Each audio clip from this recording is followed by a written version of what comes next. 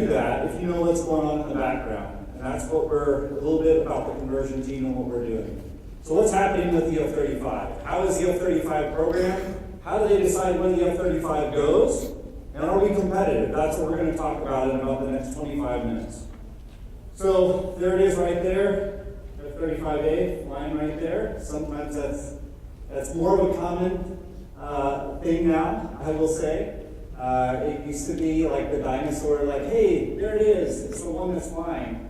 And when I was recently in the A-10 transition course at Davis Mountain, one of the days we were flying back from the range, shooting the gun, awesome by the way. I look up and there's two F-35s flying above me, and it was crazy. It's one of the weirdest things I thought I'd ever seen, but it's more of a reality. That picture right there is the F-35 shooting an AMRAAM, which is, oddly enough, it's a baby step. So when we talk about the F-35, when we talk about this program, you have to remember that this program is still really in its infancy. We're nowhere near full rate production. Full rate production won't happen until 2019. Yet we've been talking F-35 for a long time. Not only as in the Idaho Guard, but as a nation.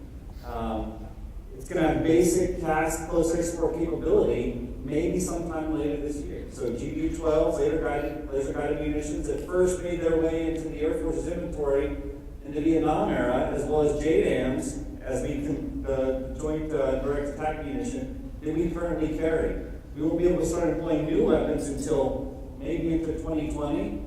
And firing the gun, it's not going to happen for the next couple of years either. So this program is still in its infancy. So Hill Air Force Base is going to be the first. So Ops 1 through 4. And when I talk Ops 1 through 4 and Ops 5 through 8, those are operations locations. If you remember, we were considered for a training base location in the last round, and Luke ultimately won out. And Luke was really set up perfectly for that. It wasn't anything against us or the Guard, but we just really strictly don't have the capacity.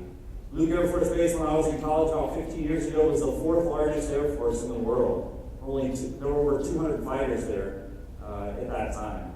So Luke has the capacity, it has the infrastructure, it has everything set up. The city of Glendale has annexed all the land in the 65 decibel ring, which we'll talk to a little bit later, around the base. So there's really no encroachment issues around the base. They've been working toward that for a long time.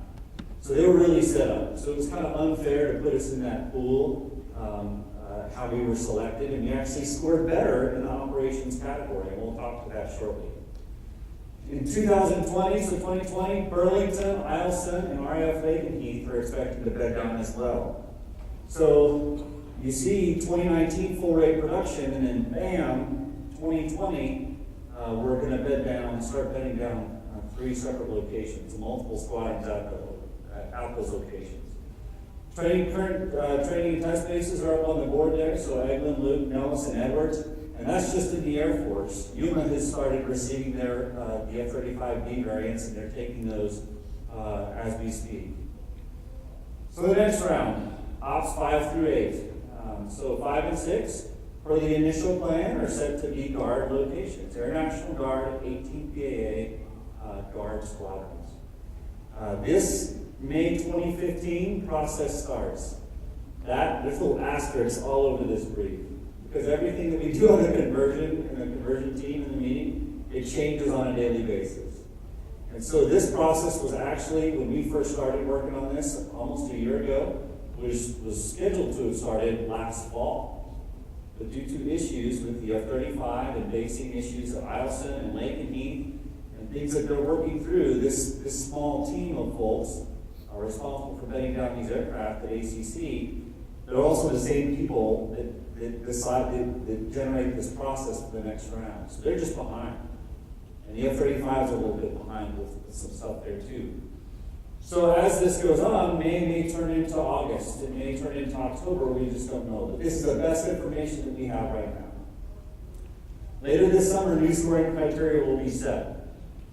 So this next round, we'll kind of talk through everything here, but how the process starts really is an enterprise-wide scoring and validation, and that starts with the questionnaire that Guard Bureau sends out to all the guard locations.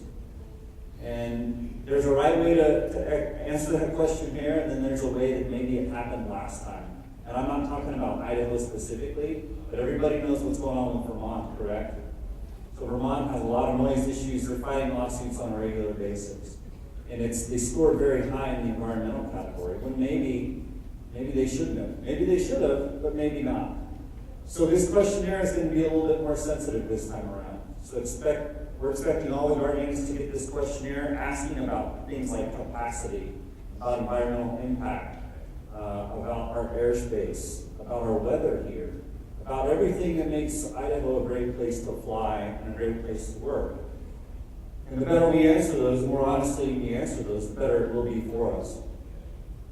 So those answers will be validated by GuardBureau and ACC, and then roughly 5 to 6 bases will be identified for those 2 locations. It could be more, it could be less, but all those alternatives, there'll be a preferred alternative. And if you remember from the last time, if you're familiar with the program, Luke Air Force Base was the preferred alternative. It doesn't mean it's a guarantee shoe-in, it just means that the Air Force kind of has an idea of the way it wants to go. So there could be preferred alternatives, but it's not an end-all be-all. That doesn't mean it's going to happen for sure. Once those 5 to 6 bases are identified, then the EIS process starts. So I'm sure a lot of people in this room are familiar with that and had work to do on that prior. So that environmental impact study, which is kind of an all-encompassing, deep dive look into exactly what we have to offer, where we are great, where we come up short, and what it would actually take to bed down the F35 here in Boise. And then ideally, if this starts actually in May, then it should take about a year for this to happen. And then in 2016, at some point, we should find out where those Ops 5 and 6 locations are for the Air National Guard. That's the same thing, just on a timeline. But again, asterisks all over this slide. So this could change. And expecting it will change based on the last round, based on issues they had at Vermont, based on things that they're dealing with at Eielson, active duty locations even, just with temperature issues, you name it. You know, painting fuel trucks white at Luke Air Force Base because to keep the fuel cooler. So they're dealing with a lot of issues with the airframe that is causing this process to delay. Ops 5 and 6 are National Guard, Ops 7 expecting that to be AFRIC, and then Ops 8 is active duty. You go beyond this into Ops 9 and 10, one of those is a Guard Squadron as well, to be followed up. So you can expect most likely that will be a 2024, early 2024, and then late 2024 for Ops 9 and 10. So there's going to be another Guard location in there. And basically how they got the numbers for, I think some of you, I talked about this already, how they got the numbers for how many F-35s. Does anybody know how they got the number for the F-35s? They basically counted all the F-16s and A-10s we had in the inventory and said that's our number for how many F-35s we're going to get. And that was our initial planning document. That's very expensive. I'm not saying it's a bad plan from sitting on this side of the fence because it allows all the units out there operating the F-16 and the A-10 to continue their flying mission. But at the same time, at $100+ million a copy, that's very expensive for that many aircraft compared to what we operate the F-15 or the F-16 and the A-10. So how was it scored and how will it be scored? Well, how was it scored is up on the board. How is it going to be scored? We don't really know yet. We know it will look something like this. So when you take 55% being airspace and 5% being weather, that falls into the mission category. 60% is in the mission category. That's where we are awesome. Our airspace score was actually better than Mountain Home's, even though we're further from the Mountain Home Range Complex. We're closer to the Saddle. So there's a lot of things that we score better, maybe that, in categories where maybe you didn't think we would score that well. But we did great in mission. Cost, environmental, and capacity make up the other portion. And then there's this whole portion after the scoring, it's called military judgment. So in the next round, what we can expect is that the cost of the environmental, either the percentage will go up, or that will take a greater weight and have a greater effect in the military judgment and decision category that happens after units are scored. So this is how it's broken down, at least how it was broken down.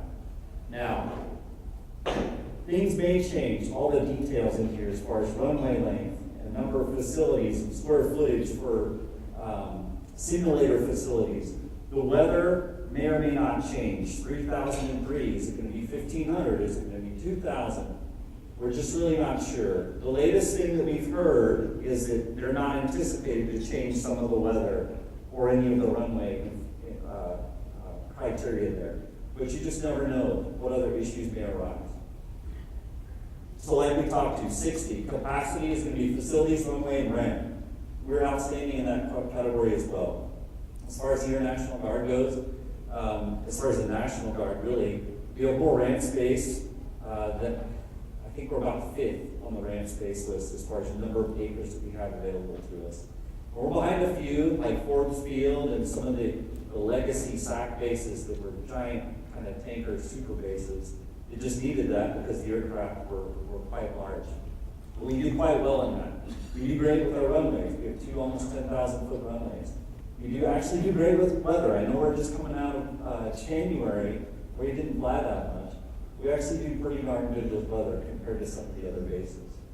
The climate is also actually quite moderate. And we're finding with the F-35 that may be an awesome thing because Eielson is going to have cold issues right now. So they're going to either need to construct places for them to run and stay heated at all times, which they may have some already. Are they to the capacity and to the level they need them to be? We're not really sure. But Idaho does really well in that category. And then finally, environmental and cost. So see how they're kind of at the bottom down there? Well, as we go into this Budget Control Act and sequestration and everything comes down to money, money, money, I only have to imagine the cost is going to be worth more than 5 points as we move forward. Environmental as well, and that's going to be a big deal. When you talk about air quality attainment and then encroachment is a big deal for us. We do have structures inside the 65 decibel ring, and that's kind of the magic line in the sand there. So just on the northwest side of the runway, just across I-84, there's really nothing we can do about those homes that are inside that 65 decibel ring. So we're going to have to deal with that. Not all bases will have to deal with that. So how did we wrap up last time in the operations category? Now we were competing for a training location, but they were actually scored slightly differently between the training and the operations category last time. We were 11th overall amongst the Air National Guard at 84.815 out of 100. We did great in airspace, so 46 out of 55. Capacity, not too bad. Environmental, 7 out of 10. Which if we use the old scoring criteria, we'd actually be a 10 out of 10 now based on our air quality. Kind of sort of improved, and if you talk to Heidi Kay, she can give you the exact definition on that right there, but we should be 10 out of 10 there. Weather, not bad, 4.3, and then cost, relatively low. So what does all this mean, and how do we go forward? We're not getting much from ACC right now as far as how this may change. Are they gonna come score us again? Is it all based on how we submit our questionnaire? It's a combination of those factors right there. So moving forward, what do we do? Well, ideally we want to retain our current construct of manpower, facilities, obviously mission, footprint, where we live, where we work, etc. Work with the city, obviously, to ensure zoning protections are in place for 65 decibel ring. We can't do anything about the homes that are already there, but we can work towards other things like the city annexing land around the south side of the field there, and then hopefully just encouraging the city in executing their plan for the third runway, which is out of Salt Strip and their goal is 30 Salt Strip. Ideally, if that were another runway, it kind of solves our 65 decibel ring issues altogether for the F-35. Validating downfield at NGB, so making sure that when A7 looks up at our facilities, they know exactly what we have here, and that data matches what we think we have. And what we think we have matches what we're supposed to have, and that we're getting funding for everything that we have, or maybe just making sure that all matches up. And that's not just on the A7 level, that's across the board. So validating how the National Guard Bureau perceives Idaho. So what do they think we do here? Hey, there's a microphone there. Good old blues. So what do they perceive Idaho? What do they think we do here? What do they think we have here? And that goes back to all the visits we've had as of late. So keeping those visits going, working with your NGB functionals to let them know exactly why this place is special. Obviously, we'll continue to educate civic leaders and the public through briefings, targeted open houses, and PA releases. All of this has been happening.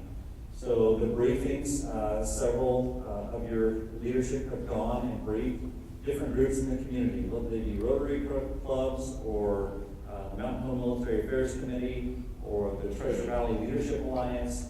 Your leadership is actively engaged in letting Idaho know, letting Boise know why Gowan Field is so special. So that's happening on a daily basis. Obviously, we talked about Gowan Strong. We had our open house last week, and it wasn't really an open house, but it was an invitation to some community leaders and to business leaders from around town, just to get a feel for what happens on Gowan Field on a daily basis. It was very focused in nature. Expect more of that in the future, so expect to see more civilian groups that may be coming into your workplace, kind of live around there. And then finally, PA releases. So being engaged. Did anybody see anything about the 190th being downrange at all? The Air Force? So stuff like that, and reading about that, and sharing that, letting people know that we're actually out there and engaged as a Guard unit. And then next, we'll be preparing for public engagement meetings. So obviously, noise is going to be a big issue. It may be our biggest hurdle. So when the F-18s, the Super Hornets, were in town a couple weeks ago, we got a lot of calls from that. And they didn't do anything wrong, but when you really dive into the weeds a little bit, the F-18, the Super Hornet, is actually one of the loudest aircraft that we have. It's on par with the F-35. And we're actually, the city has commissioned a noise study, and the Super Hornet, when they come through, some of their actual decibel ranges are larger than the F-35, depending on their flight profile. So that's something we're just going to have to continue to work through educating our neighbors, those that we work with, that they're not doing anything wrong, that's just kind of a loud airplane there, and that we have mitigation procedures in effect for transient aircraft as they flow in. But the bottom line is those aren't Air National Guard, those aren't even Air Force assets at all. They're just passing through. So expecting noise to be a big issue, expecting will be a noise brief being built soon, that we can educate everybody so we're all stewards of what's happening so we can engage the public. And then finally, continue to energize the CODEL to engage the Air Force. So by energizing the CODEL, when they ask us for information on our status, you may get weird questions from time to time on what you do or what your capacity is, or et cetera, but that's to fuel the CODEL so then they can use that information to go back to us. And then on a personal level, as some people have talked to earlier, just engaging as a citizen as well. So whether that's writing a letter, whether that's making a phone call, whether that's a visit, that is all encouraged. And then finally, just kind of covering what we talked about today, but I'd really like to open up for questions for a few minutes. This is now about the second time that I think most of you have heard some of this information. So the first time was when drill last time when I came and just gave you here it is, it's all on the table. And that maybe between then and now has been enough time for this to soak in and ask more questions, or questions that you didn't want to ask from a panelist we ran out of time for. But we do have time for questions. I'll answer them the best way I know how. Any out there? And follow the planned bed down in 2023, which can only be pushed to the right, I'm sure. That third runway whispers, will they grade our environmental score of what we currently have in infrastructure, or what we could have in 2023? Okay, the question was, how are they graded? So if the bed down is until 2022 or 2023, not only how are we graded in infrastructure, but how are we graded for capacity? How are we graded as an operation?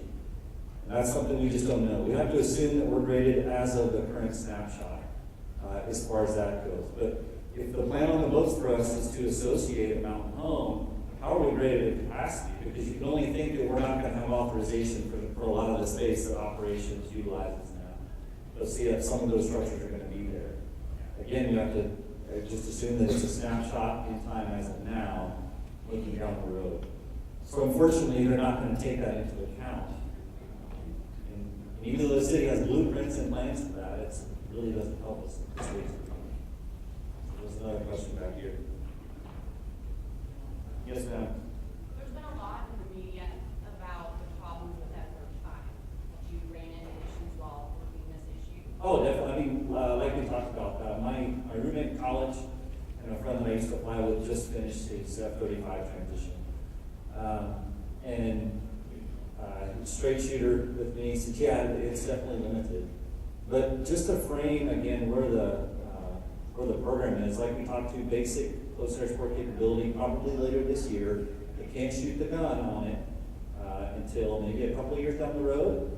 But at least the Air Force version has a gun. I'll just say that. Marine Corps version and Navy version, they don't have a gun. They're going to carry a gun pod. So basic capability later this year. Still limited in some things it can do. They're still figuring out the aircraft in a lot of different ways.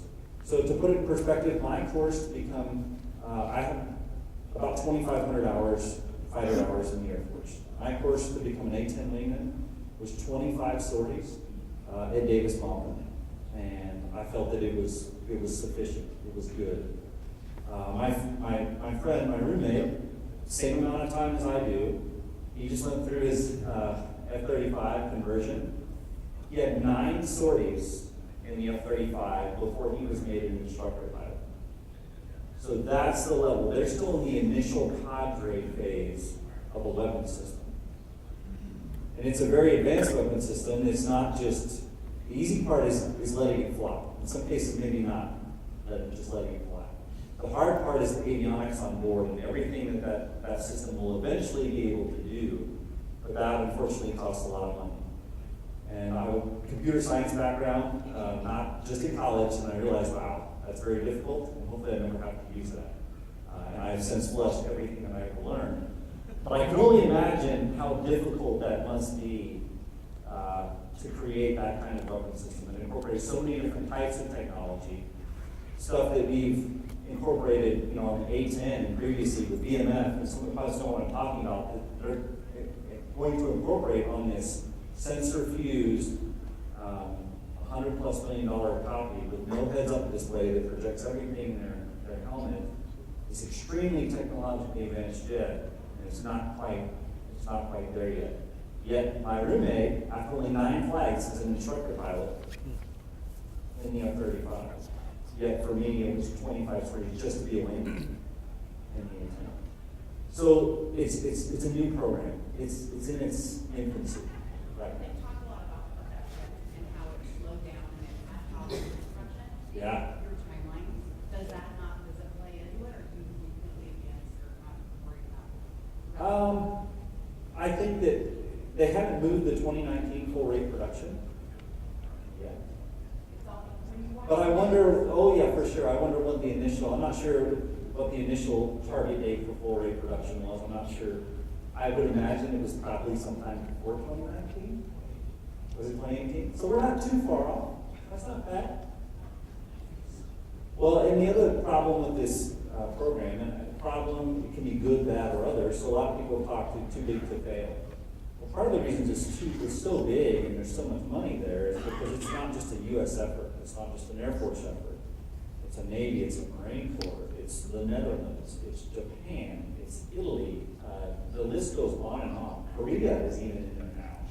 So there's so many countries behind this, and there's so many other countries interested in putting in money that, yeah, money can solve a lot of problems, and eventually, hopefully it does, because the Air Force is already, I think we've already kind of wrote the check. Unfortunately, I don't think there's any getting it back either. So we can all just hope that it works and hope that it does the best job eventually down the road. But yes, definite concerns about it. Yeah. So with the F-35, you're looking at $148 million copy, and I think the latest figures I saw for the presidential budget was $32,000 a flying hour. At least. At least. At least. That's just flying hour, not maintenance hour. I think it was 12 hours of maintenance per flying hour. So, I mean, and then I think Egling's figure is 17 maintenance personnel per aircraft. So obviously, there's going to be room for jobs, which is good. However, your opinion, if we lose the